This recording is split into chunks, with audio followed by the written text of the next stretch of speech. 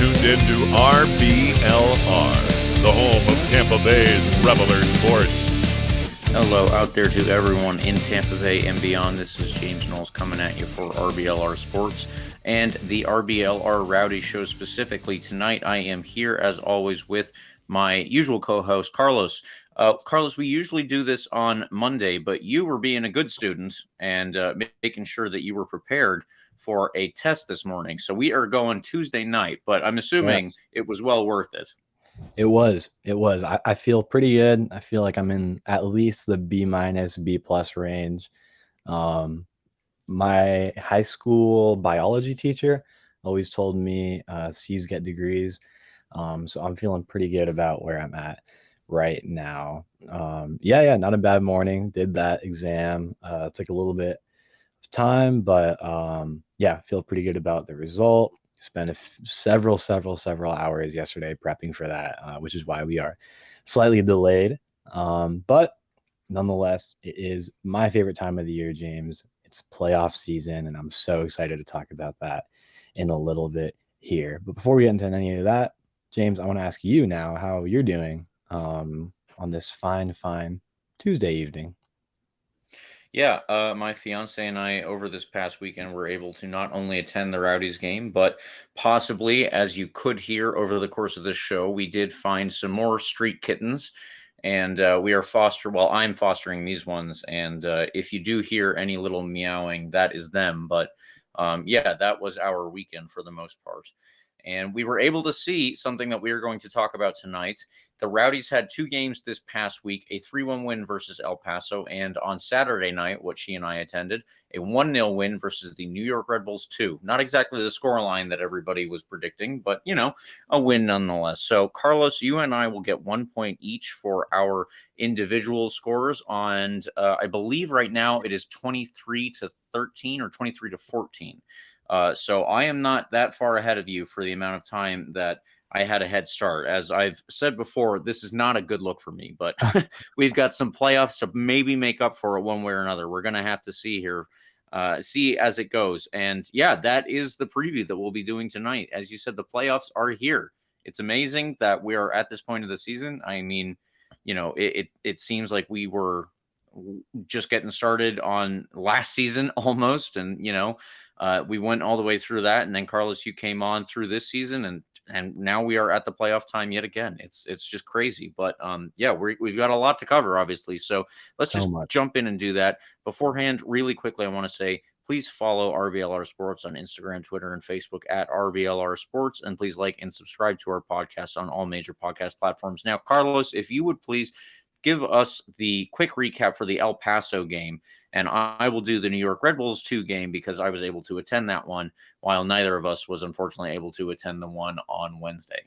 Yeah, here we go. Let's jump into this quick little recap here of the Wednesday night game against El Paso, the makeup game after Hurricane Ian delayed that a couple weeks earlier. In goal, we had Breno again, keeping up a decent run of form here. Antley, Scarlett, and Castellanos and Guillen made up the back four.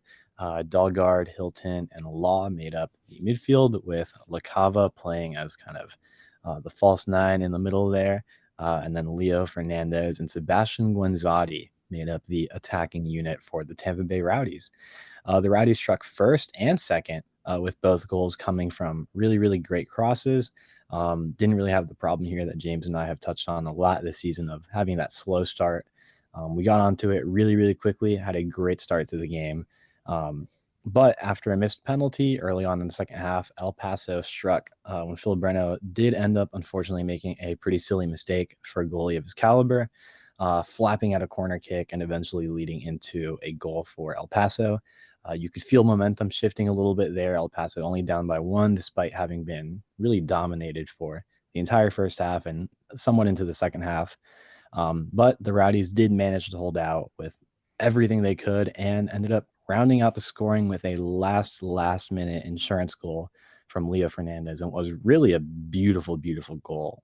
If you were watching the broadcast there, really funny moment there when Leo is like breaking into space, getting into a really dangerous one-on-one opportunity, making, El Paso defenders look silly. And all of a sudden they cut to the fourth official with the 3-minute stoppage time, zoomed in on him, and you miss like a good second and a half or so of like Leo Fernandez just making El Paso defenders look silly.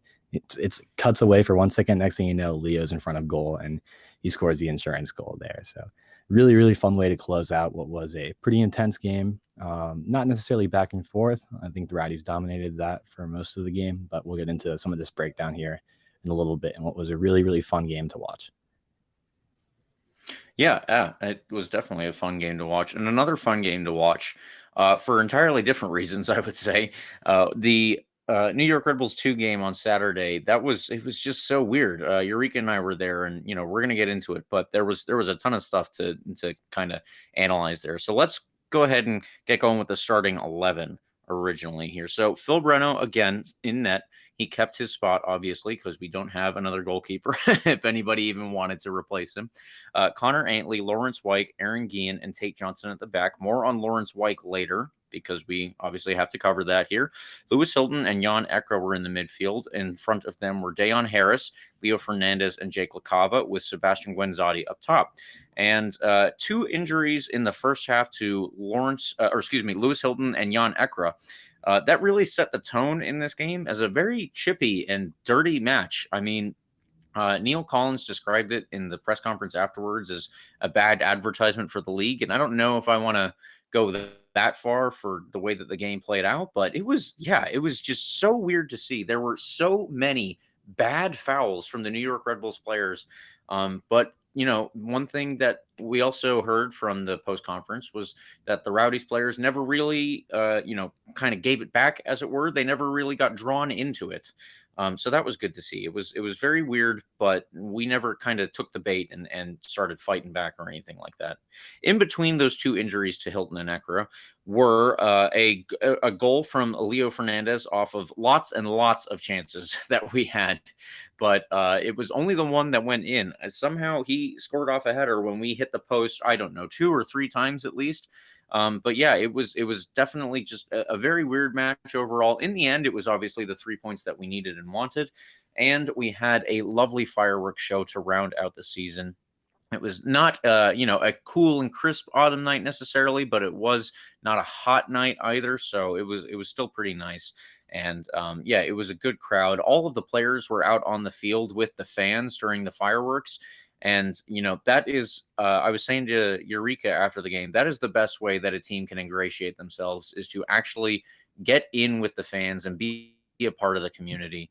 Another example I brought up was when Rangers were in the Europa League final last year, and one of the strikers who was injured, he was hanging out with all the fans before the game because he obviously couldn't train with the team. So it was good to see that the Rowdies players kind of know to do that, or I don't know if they were told or if they just also wanted to enjoy the fireworks with their families, maybe a little bit of both. But it was pretty cool. But now let's get past all of that, all of our little anecdotes and quips. But we've got some questions and analysis here, Carlos. I want to not spend a ton of time on this because we've got a lot to get to, obviously, now that it is playoff time. But yes, I will turn it back over to you here to give us a very quick tactical analysis of how the El Paso game played out. How did that go, and what did you see there?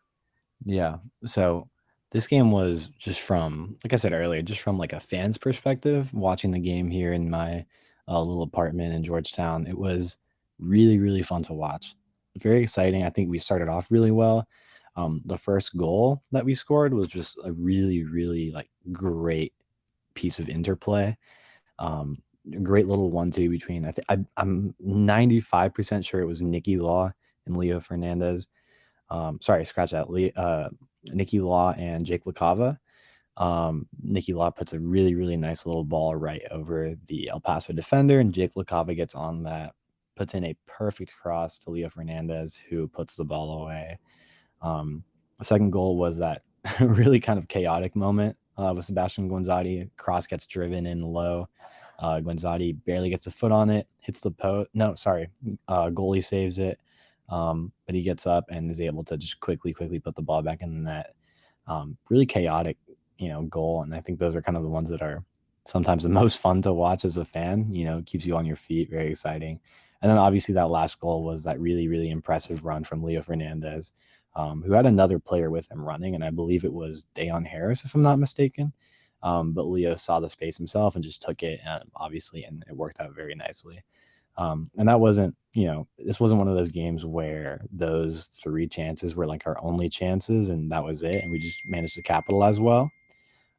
This was a game where, at least according to FOTMob, these are the ones that they pulled. There was at least 7 quote unquote big chances for the Rowdies. I always thought that was a really funny word or funny term for like this pretty professional app, like big chances, whatever that means. But yeah, the point is that we were creating a lot of really dangerous opportunities. And even though we didn't finish all of them, 3 goals is something that's usually going to win you a game, depending on how good your defense is. I feel like we're in a spot where 3 goals, will win us a game.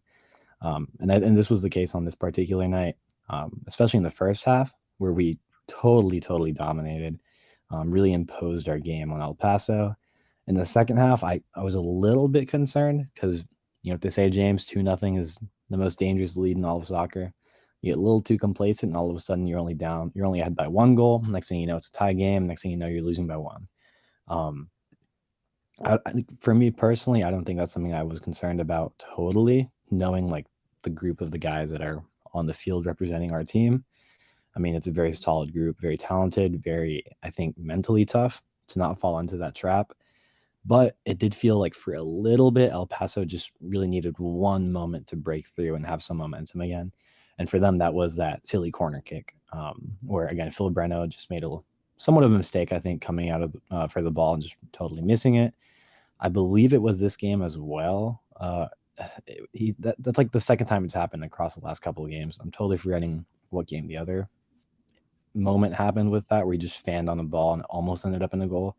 In this case, it did end up in a goal for El Paso in the 70th minute. And you could tell they had a little bit of momentum going for them. But then again, they didn't really have any quote unquote big chances. And according to FOTMob, they had 0 big chances. Again, whatever that means. They only had 2 shots on target. The rest of their shots were off target or blocked by our team. So I think we did a really good job of, even when they had that momentum, holding firm and making sure they don't break through. The back line did just enough to make sure that doesn't happen. And I think Castellanos stood out to me in particular this game. Again, he was able to keep up really well. Something I was worried about with him earlier when he just came back into the lineup was, like, especially with the injury, is he going to be at full speed? Is he going to be able to compete with the guys, and especially in this league, in the USL, where guys are pretty young, running at full speed? Can Castellanos keep up? Can he play a full 90 minutes? And in this game, he demonstrated that really well, I think. So I think biggest takeaway for me is that, we can hold up when we have the pressure against us, at least a little bit. El Paso is not the best team in the league, but it's definitely a talented squad. And maybe somewhat of a concern for the future is to not sit on that lead going into the second half. It hasn't really been a problem in the past, so I don't think you can, claim that that's going to be a problem based on one game. Overall, we played really well. Really liked the interplay between Jake LaCava and Nicky Law, Jake LaCava and Leo Fernandez. I think Jake LaCava is getting back into that form where he was creating lots of dangerous chances earlier on this season. That's something that will help us tremendously if he can carry that into the playoffs. Yeah, I think that's a solid point. One other question that I had specifically for the play in this game, we'll talk about the goals, I guess, here, but I do want to talk about something that you brought up with that play on the corner there. Does it give you any concern for Phil Breno to have done that, where it was, he just kind of missed it, and if you're the goalkeeper, that's one where you have to judge it. As you said earlier, this is possibly the second time that we've seen something like that. What did you think when you saw that originally? Yeah, I don't necessarily think that it's like, just having seen Phil Breno play for us a little bit, he is a high quality goalie, and his talent speaks for itself for sure.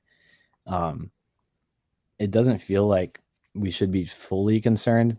I feel like he's proven himself in the games he's played for us. He's made a lot of really important saves. a couple incidents like this are really the only thing that you can point out to and be like, well, I mean, I guess that's the reason we're including this as a point of discussion really quickly, is because it's a pretty big, mistake. Maybe that's kind of the nature of the position. If you make one mistake, it's going to cost, a lot. Versus, like, I don't know, if you're playing a forward and you make a mistake, the cost is that you just don't score a goal, but whatever. There's going to be more chances. Right. But I think it's a valid point to bring up, just because we haven't seen him play like a ton of games for us. He's just had to come in ever since CJ Cochran got hurt. But I don't know, James, like, just me personally, based on what I've seen and the games that he has played for us, he seems really talented. And I feel like he's just going to be able to tighten that up a little bit going into the playoffs. I don't know, like, maybe I'm being overconfident, but I feel like if that's like the only mistake that we can clearly point to, these two little mistakes here, not little, but two pretty major mistakes. It's the same type of mistake. I don't know if that makes sense, but I feel like this is something that he can tighten up. He's a professional. I mean, he seems to have very, very high ceiling.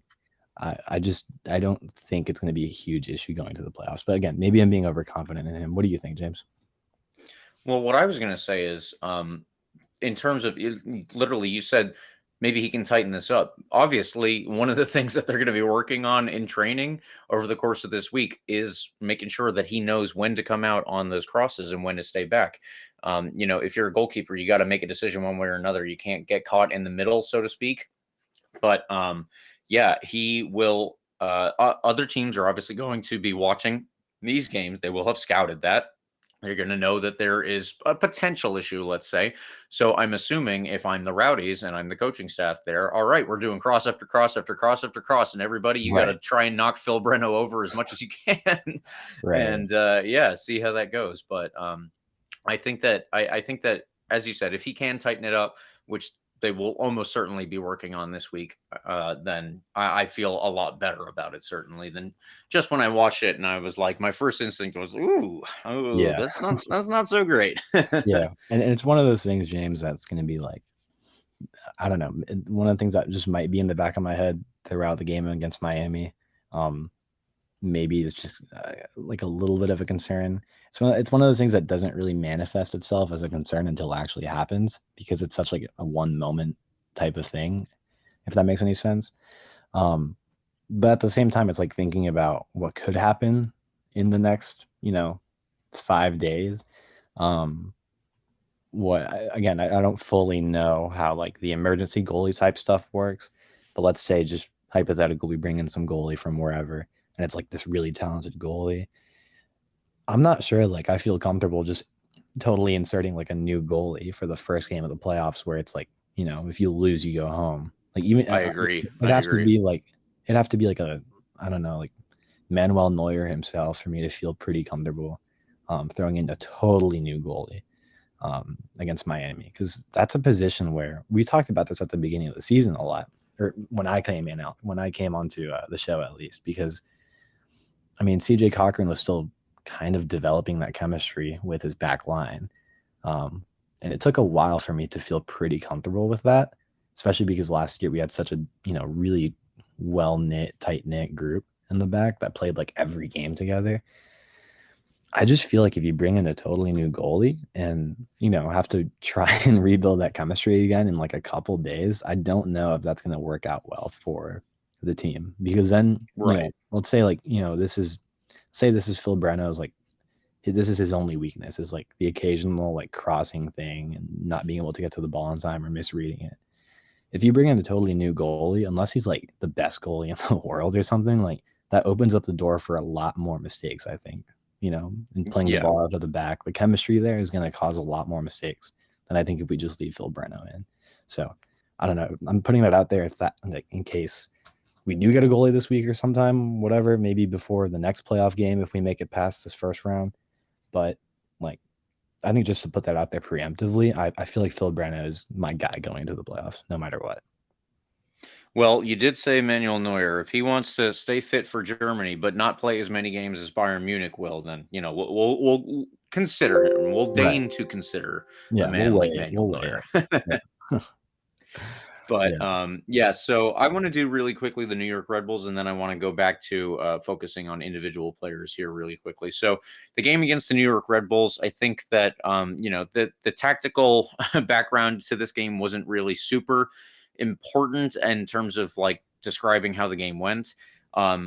Afterwards, Neil Collins said that he felt that this was an even better game than the one against Loudoun United, which I tend to agree with in certain aspects. Obviously, there is the finishing, which is 1-8. That's a little bit different. But the other thing is we had so many chances in this game that it's really ridiculous that we only scored the one goal. I can remember, like I was talking about, that we hit the post at least 2 times. I'm pretty sure it was 3 times.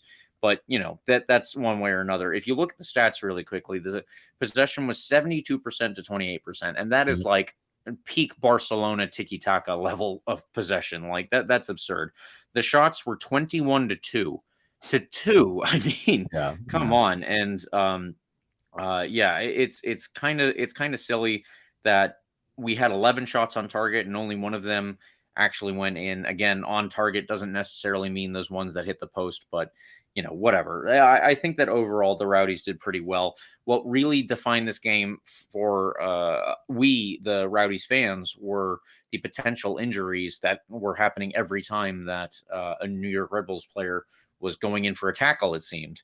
Lewis Hilton is possibly facing an injury. We don't know right now. I'm waiting for the pregame press conference, hopefully on Thursday, so that we can get a little bit of update there. And the same for Jan Ekra, who are very important players, both of them, obviously, to this team. So they both went out with injury after trying to carry on from the original tackle. Both of them had to, sit down eventually and then get subbed out.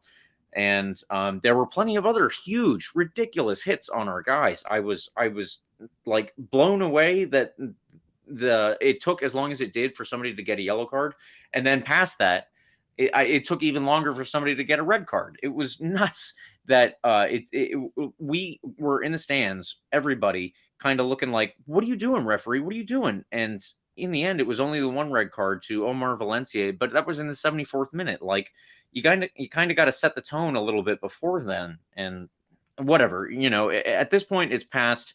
There's nothing that we can do about it, but I was really, really like blown away by how ridiculous that game got. And I don't think that the referee really helped us out there, which, that's probably not breaking new ground in terms of fans complaining about referees, but hey, it is the analysis that I have based on what we saw. So if you want something groundbreaking, unfortunately in this game, I do not have it for you. But I do want to take it back to individual players here. And Carlos, let's talk about Leo Fernandez.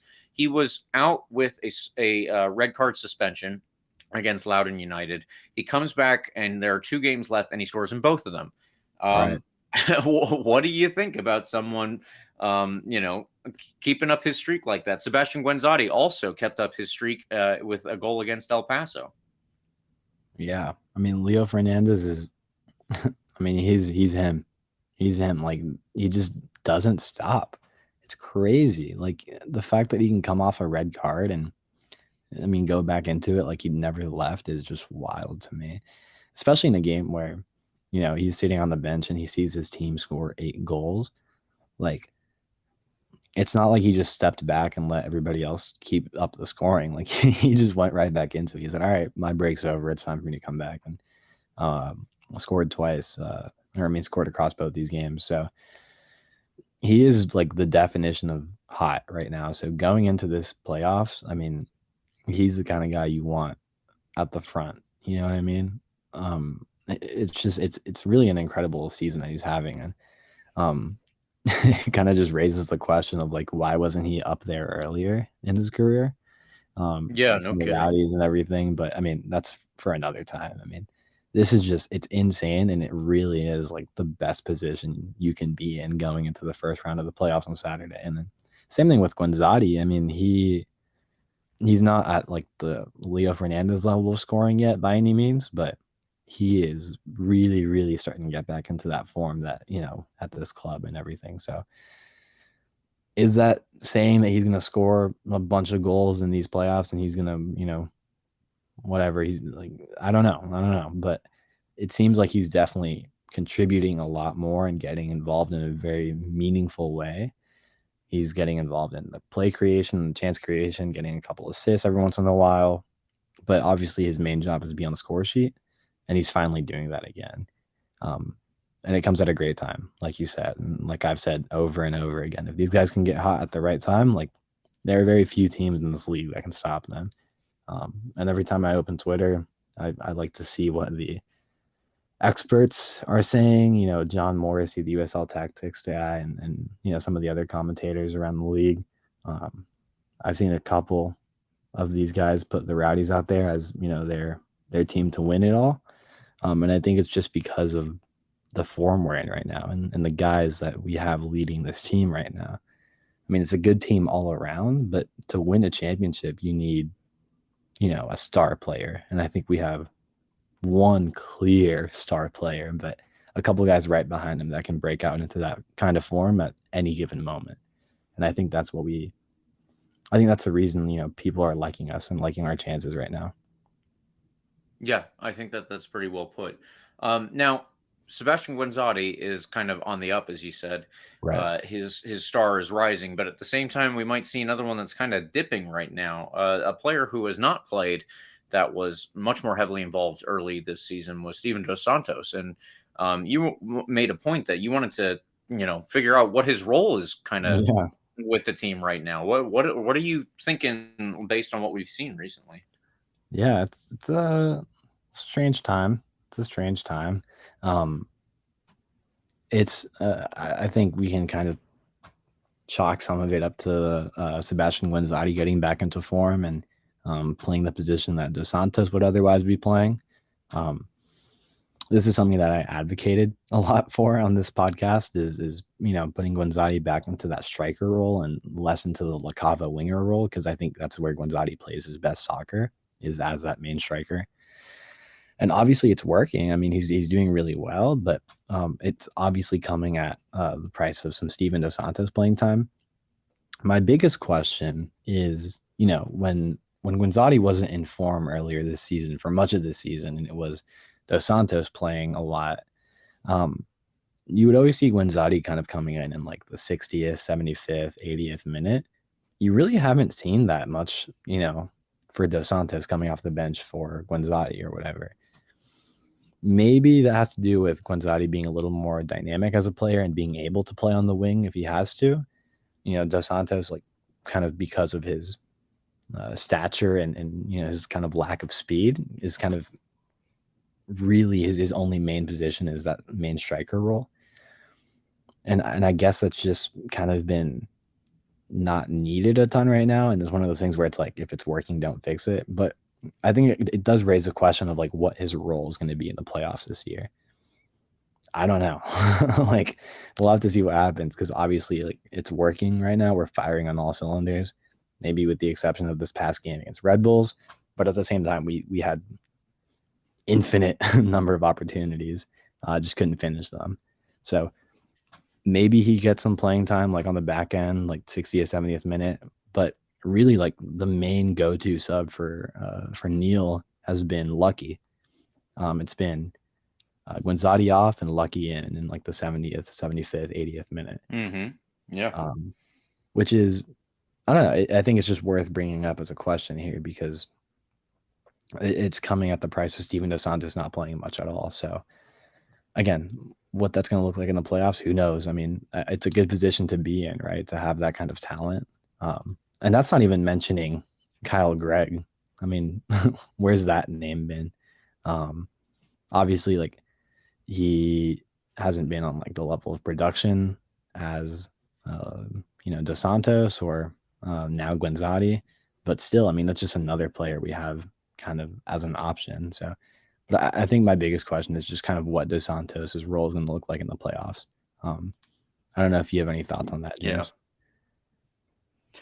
Well, honestly, the first thought that I'm drawn to is when Leo Santos was our other co-host here at RBLR Rowdies, he actually made, when we were doing our hot takes, one of his was, I believe he said that it was 10 goals. Now, I don't remember if it was 10 goals combined or 10 goals per player, but he said that Steven Dos Santos and Sebastian Guenzatti, I believe, would not get 10 goals.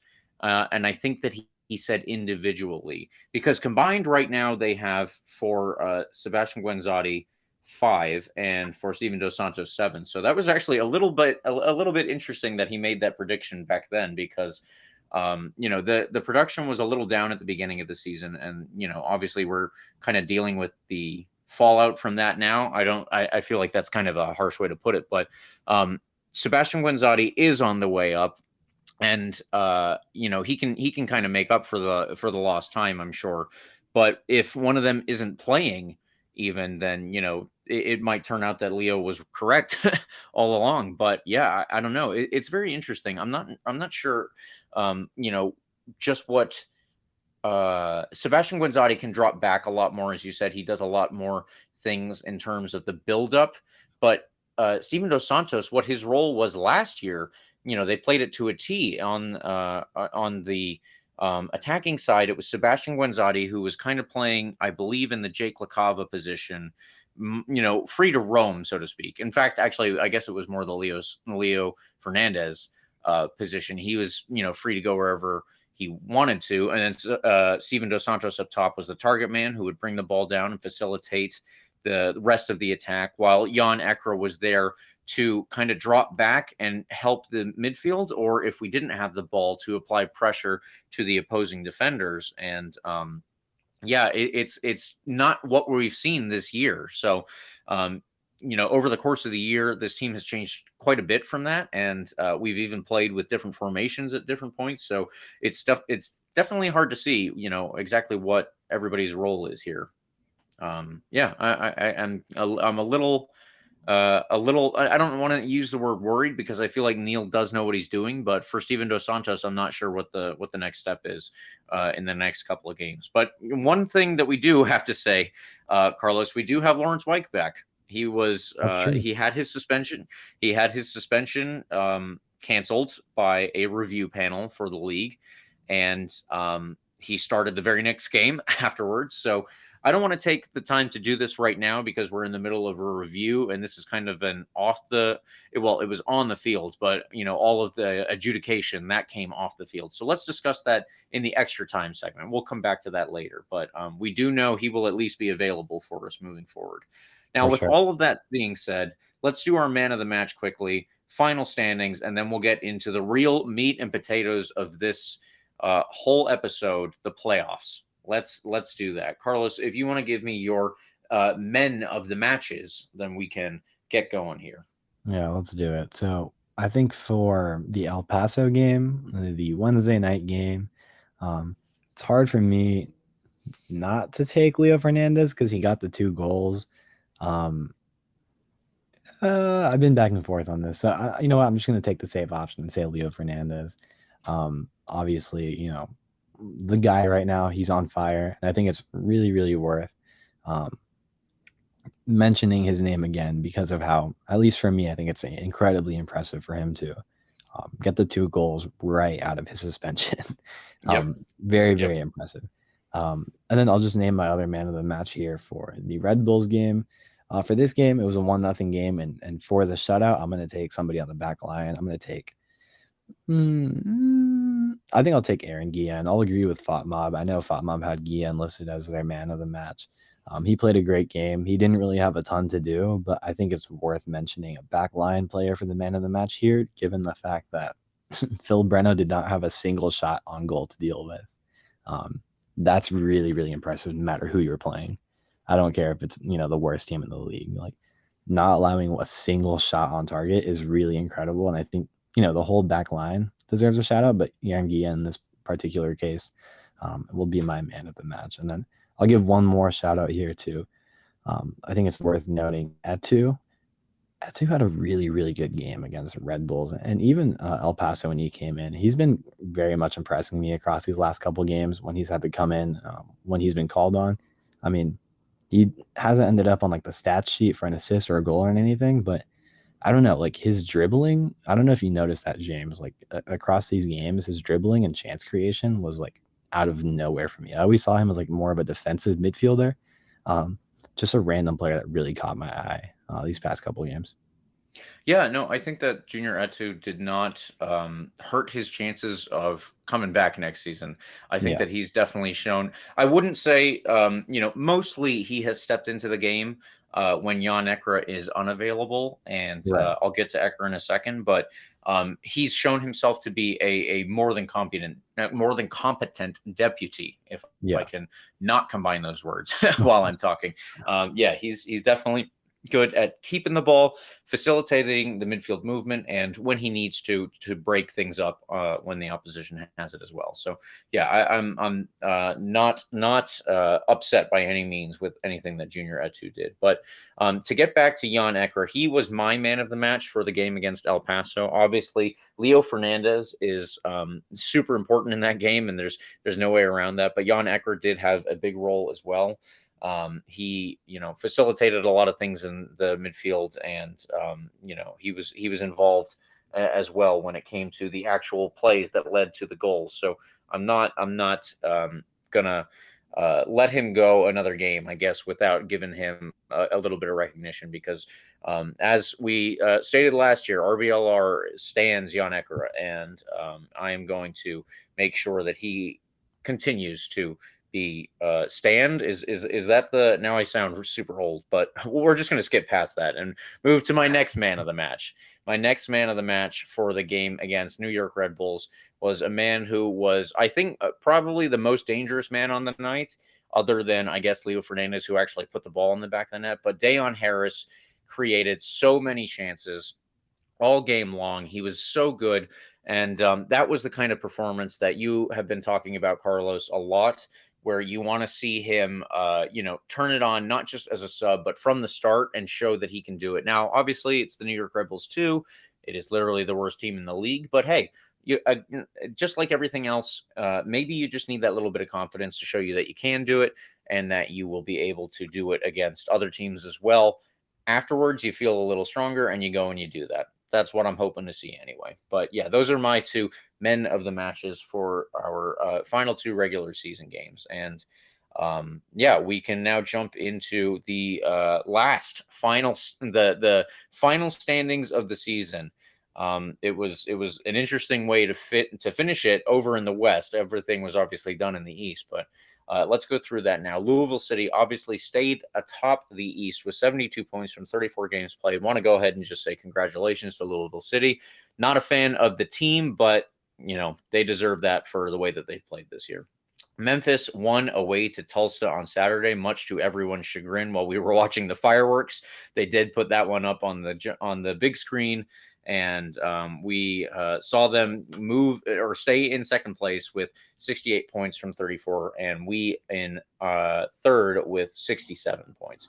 So unfortunately, we could not close that gap over the course of the last couple of weeks here. Now, Birmingham, Pittsburgh, Detroit City, and the Miami all round out the remaining playoff spots. That's how it turned out for the rest of the East.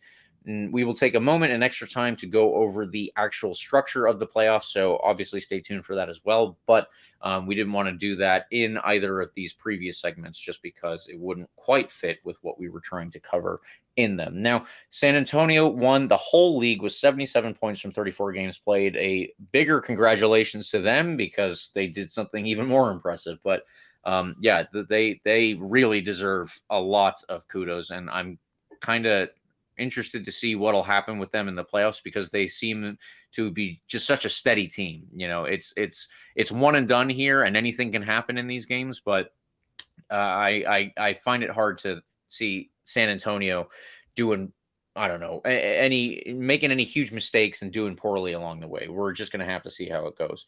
The remaining spots were filled, though, by San Diego Loyal, Colorado Springs, Sacramento Republic, New Mexico United, Rio Grande Valley, and Oakland Roots, who finished over El Paso, our Wednesday opponents. And I just want to take a moment before we move into our playoff preview to say liking and subscribing to our podcast is free, and we ask that you do that, of course. But if you need some new threads this year, you can support this podcast just a little bit further by heading over to shop.rblrsports.com and checking out all the designs that we have going on there. If you would like to do so, there will be a link in the description. I suggest everybody listening do that, because not only is there playoff season coming up and you want to show off that you are supporting the Rowdies, but there are some actually really cool designs. I talk about this, every week, but Eureka's got some really awesome stuff up there, and we really would like you to just at least check it out. I'm sure that you will find something you like. And if you do, there is a promo code COYR for 10% off your order. Who doesn't like that? Now, Carlos, if you could please take us into the preview, because it's playoff time. It's playoff time. We need to cover this. Let's get it going. It's playoff time. James, I'm so excited. This is going to be a great time. As I've alluded to, and well, not alluded to, I've explicitly said it on multiple occasions. Our playoff opponent will be, no drum roll needed, interstate rival, the Miami FC. My favorite bit is back. I can keep saying the Miami FC this week and have a reason to do so. It's going to be a great time. So excited for this game. Going to be watching. It's going to be awesome. The Miami FC's recent form is pretty mixed, with 2 wins, one being away to Detroit. Always a tough place to go and get a win, so very impressive from them. During the season, as you might remember, we beat them down in Miami, and they beat us at home at Al Lang. Rather unusual set of away wins here for both these clubs. There's definitely a potential for a home revenge aspect here, but that game happened all the way back in April. That feels like a very long time, because it is a very long time. That was so long ago, like pretty much at the beginning of the season, that I fully do not remember how that game went. All I remember is that Tejada started that game, because we mentioned that earlier. So sad that he's not here anymore. Anyway, before I start crying about that, their recent starting 11 has been very consistent. It's been a 4-2-3-1 formation. And the starters have generally been Jack McGuire in net, Sagbers, Chapman, Page, Craig, and Stanley in the back line, Williams and Akinyode in the central midfield, with Sorto, Valo, Perez in the attacking midfield, with Kyle Murphy up top. Correct me if I'm wrong. Believe Kyle Murphy is a former Rowdy. Yes, he is. Yeah, so it'll be interesting to see him back here again. I fully don't remember if he played against us last time we played them. I literally do not remember. It's been so long. But it'll be interesting to see. Also, side note, I think he went to Georgetown, so shout out to Georgetown Hoyas men's soccer program. Their final stats for the season definitely tell us a story, as Georgetown legend Kyle Murphy ended with 10 goals on the season. Behind him are Rivas with 7 and Valo with 5. Valo also leads on assists with 8. So lots of productive players, guys that can score, guys that can create chances. This is a very dangerous team. We know that Valo, Williams, and Akinyode in the center of the park are very important, but we also know that they have really good defenders in the back with Chapman, Page, and Craig.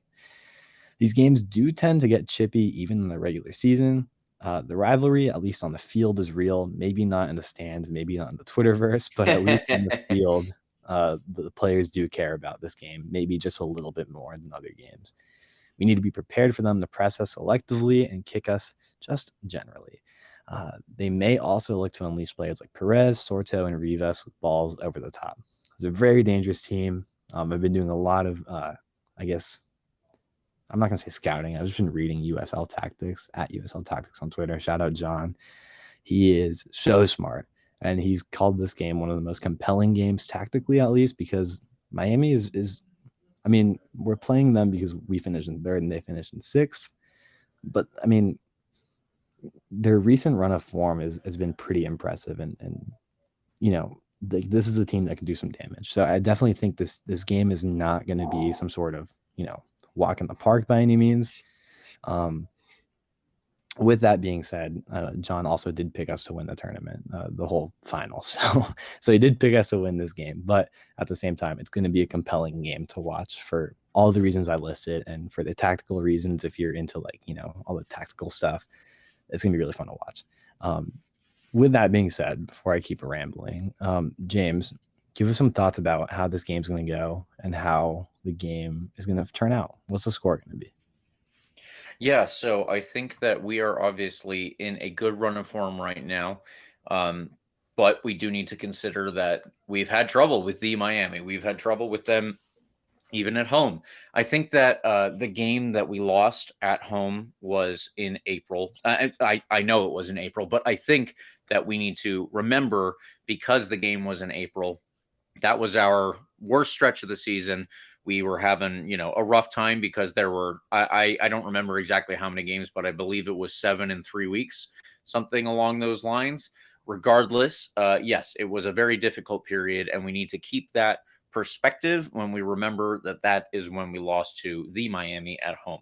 And we did go away and we beat them in the second fixture of the reverse fixture for the season. So that's another thing that we need to keep in mind, because not only are we a better team overall, I mean, look at the standings, but we are also a team that should be winning at home against them, against nearly everybody. Maybe San Antonio, maybe Louisville City could come to Al Lang and beat us on our day. But that would still be a very difficult prospect. So the Miami specifically, if we are in the form that we've been in, then I don't expect that we should, not that we shouldn't have trouble. Obviously, they're going to pose us trouble at some point. There are talented players on that team that will be able to do something and break away from their marker at some point. But we should be able to handle it as long as we keep up the form that we've been in. Now, I am betting that we do keep up the form that we've been in.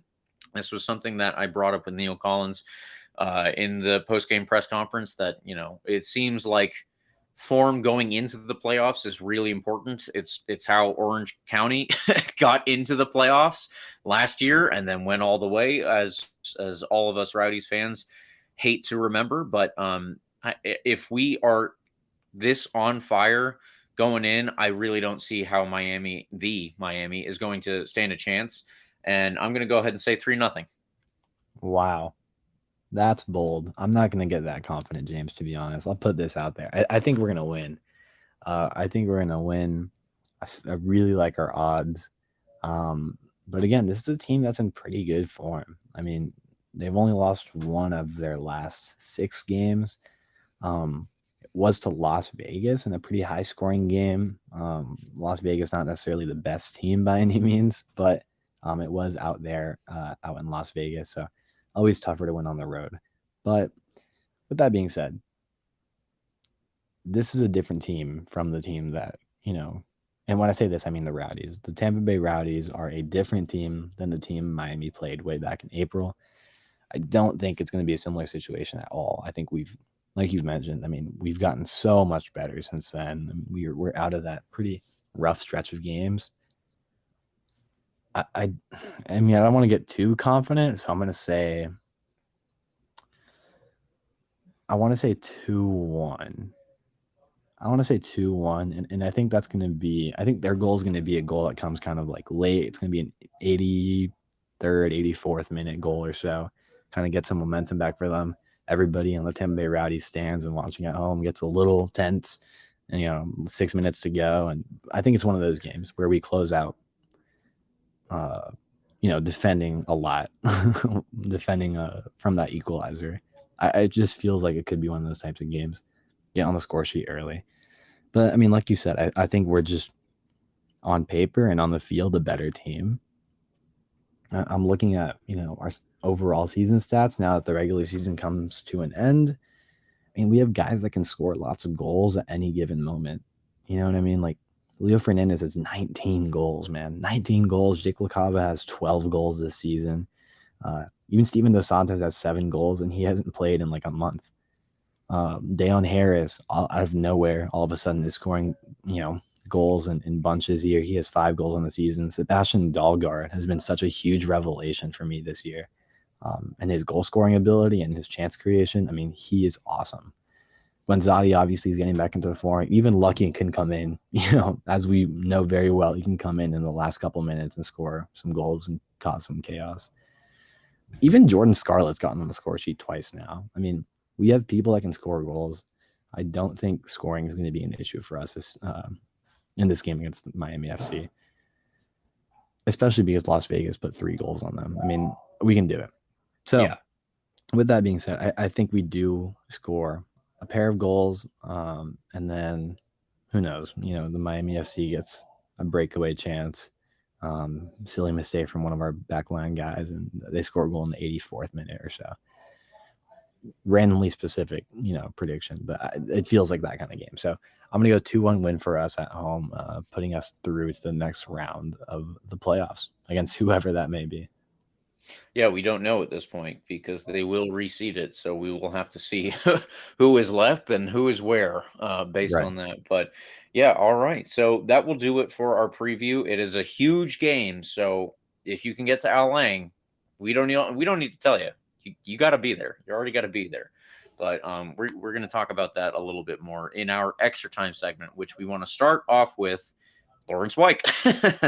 Okay, Carlos. So last week we were recording later on Monday night than we usually did. And by doing so, we were on air exactly when the news came out. We covered it at the time. And I think that you and I were both pretty shocked and appalled that effectively we, received confirmation that Lawrence White did something that was racist. I don't know at this point if it was a word, if it was a gesture.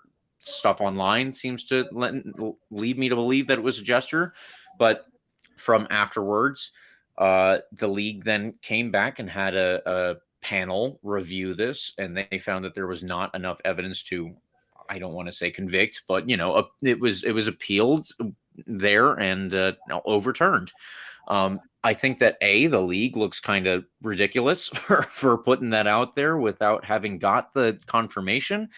But also, I'm still just so lost as to what to think here because we don't know what happened, Carlos. And without having the idea of so supposedly, let's just, and I hate to, the old saying about making assumptions that can definitely ring true here. But if we can just walk through it vaguely, let's do this hypothetical.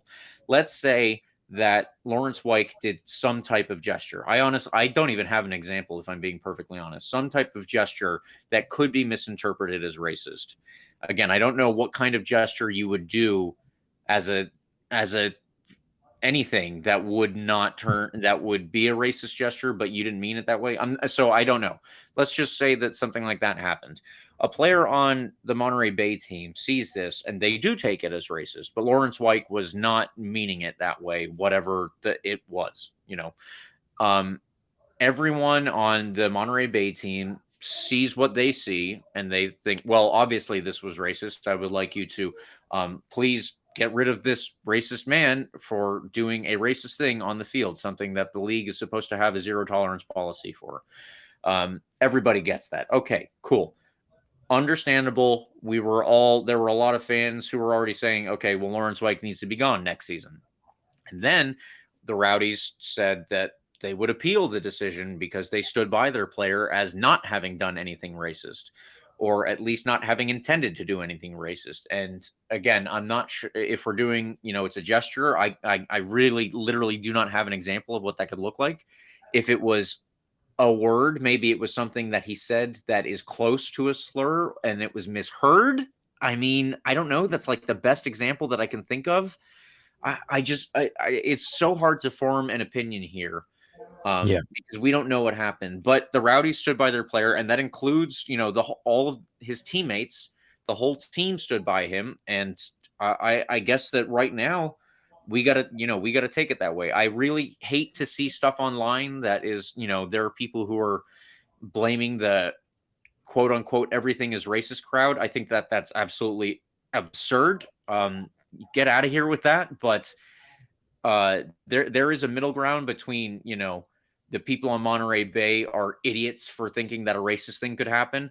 And we need to and the pitchfork saying that we need to get rid of Lawrence White immediately. I guess we're in that middle ground right now because I definitely don't associate myself with the former. And I don't know if I would be in the latter because I can't tell you what happened.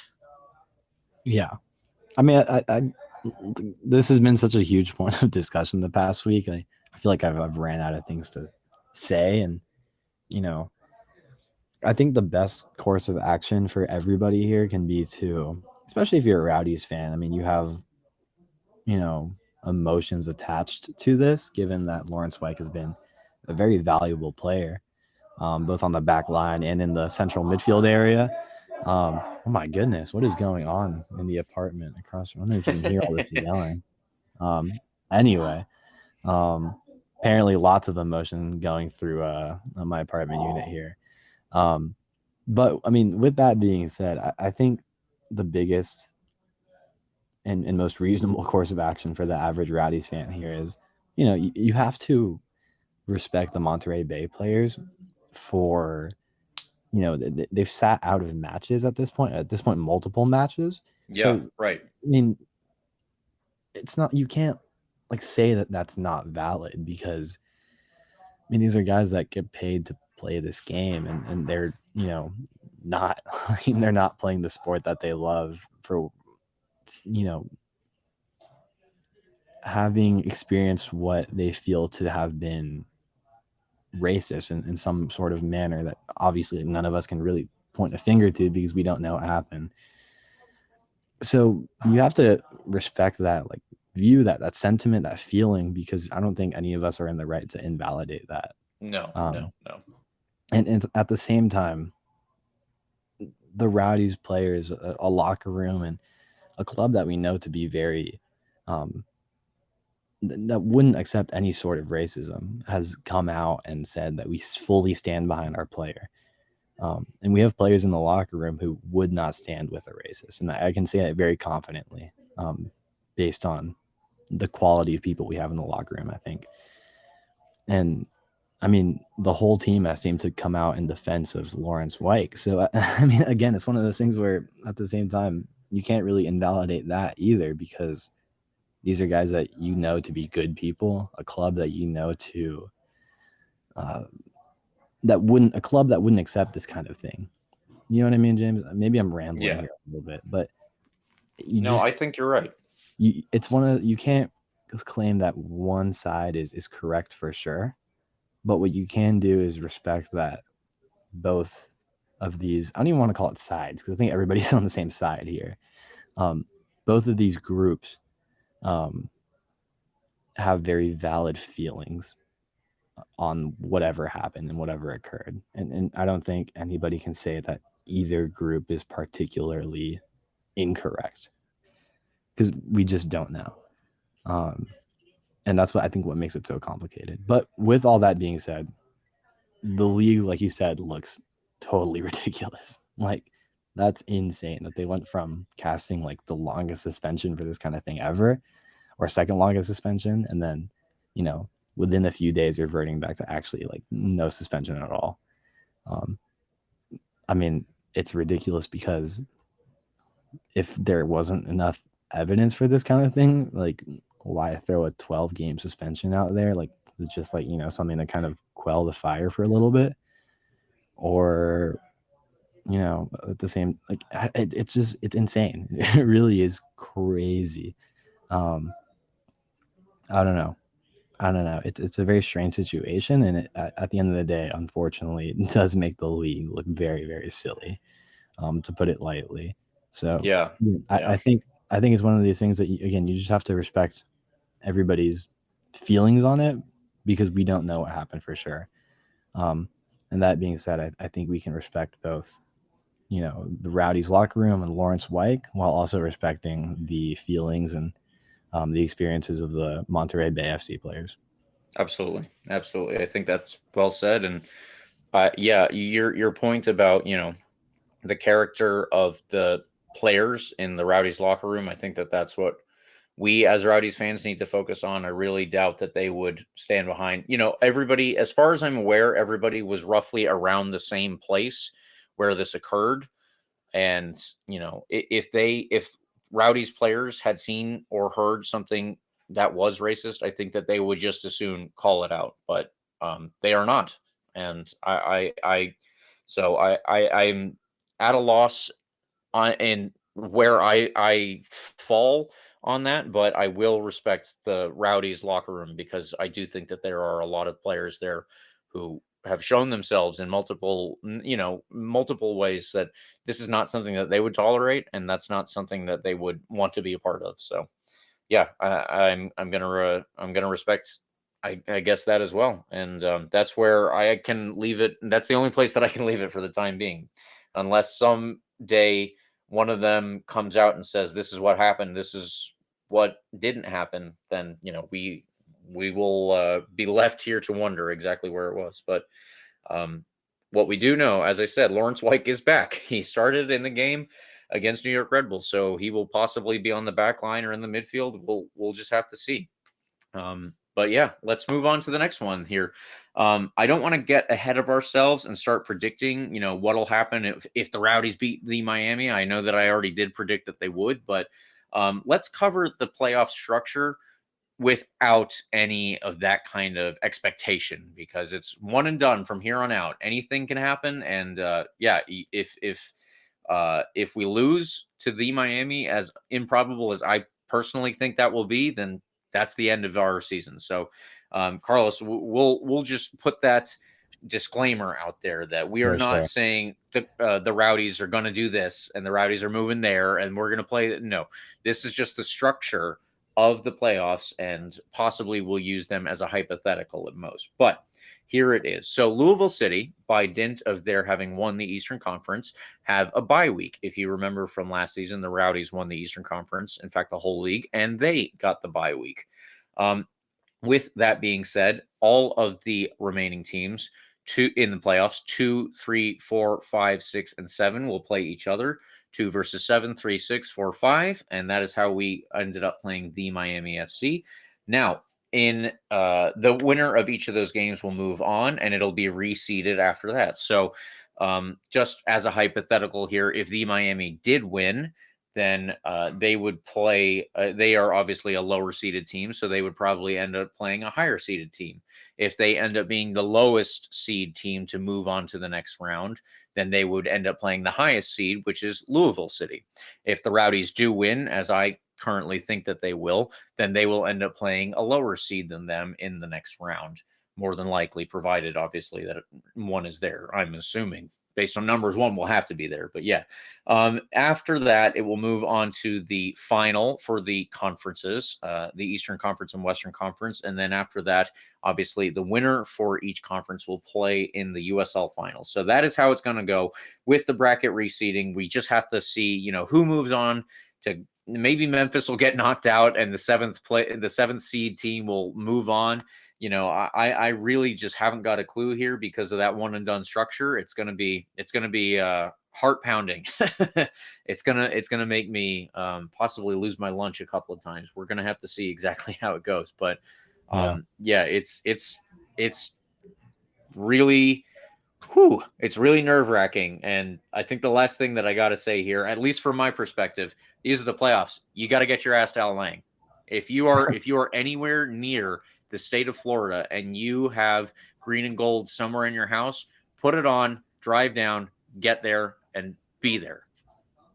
Yep. I can't reiterate that enough. Like, I wish I could be there, but I'm gonna have to be watching from up here in DC, and I will be screaming at the TV as if I was there. So exactly. Somebody please be there in my place and yell as I would yell on every single possession, every single drive up the wing. And I don't know, it's going to be an intense game. I really do think it's going to be a pretty tight game. And by the end of the day, I think we'll come out victorious. But the nature of the playoffs, like you said, it's win or go home. So in this case, we're already home. So I hope we don't have to just stay home. You know what I mean? Yeah.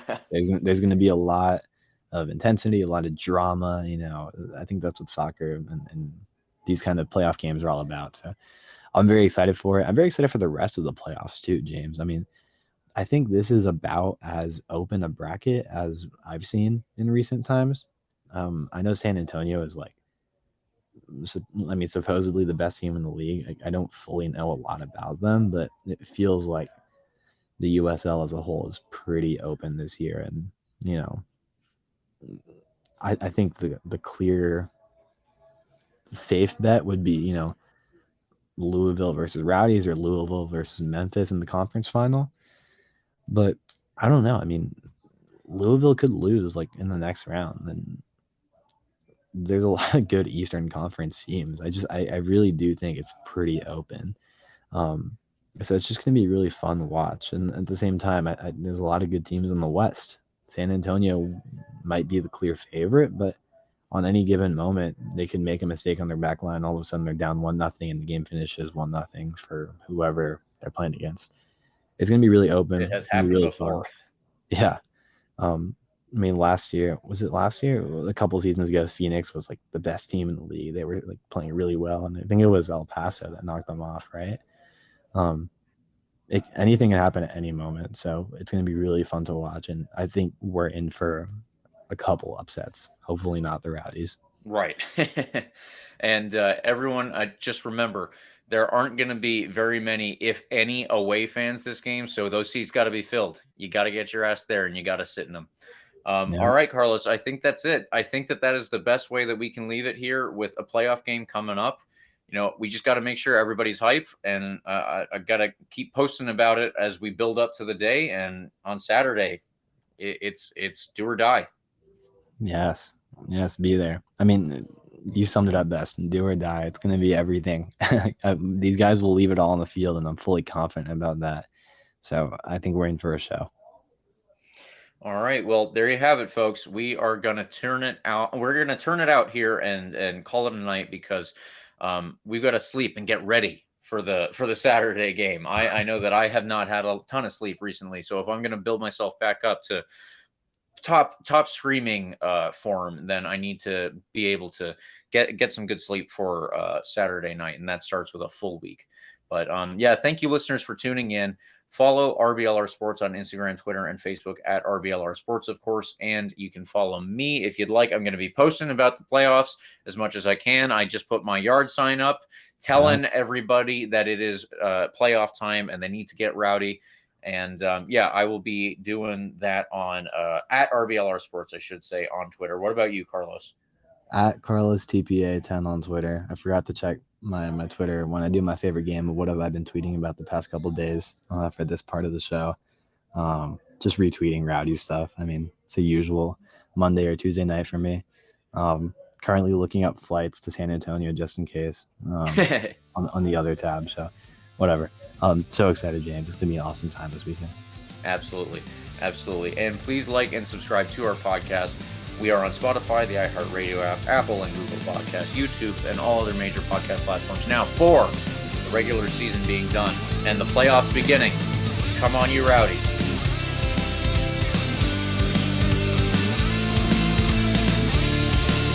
Thank you for tuning into this presentation by RBLR Sports. On your way out of the stadium, please remember to like and subscribe.